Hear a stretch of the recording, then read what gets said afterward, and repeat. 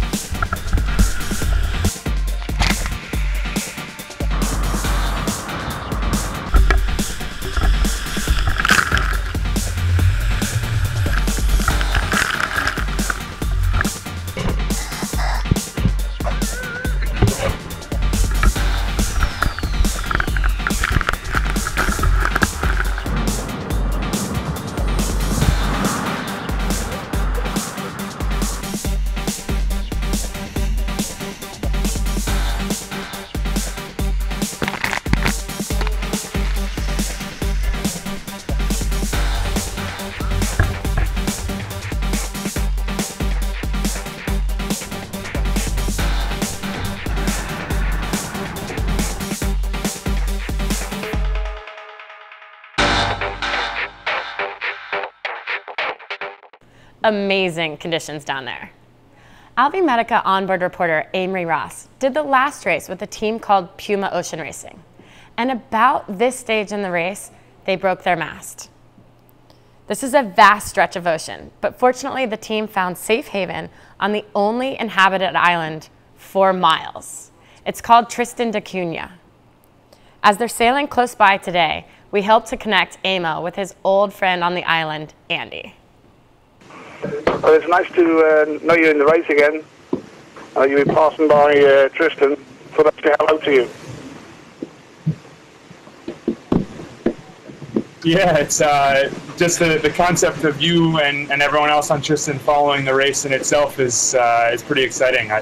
It's one of those experiences that I had from the last race that I didn't think I'd ever really have the opportunity to think much about, certainly in the context of this island and this race again. And it's exciting to be back down here again. If you've got the time, could you stop in for a beer? As tempting as a beer is right now, there's obviously a race to run, and I was kind of hoping, secretly that we'd go within sight of the island and give a big wave, and it doesn't appear like that will happen. Today's the day for onboard reporters, so we've got Team Vestas Wind's Brian Carlin on the line as well.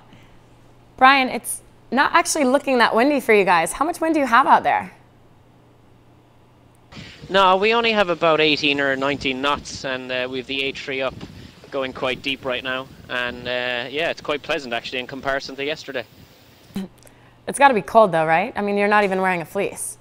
I'm the media man. I only brave outdoors for an hour a day. Is that part of your no, job? It is pretty cold.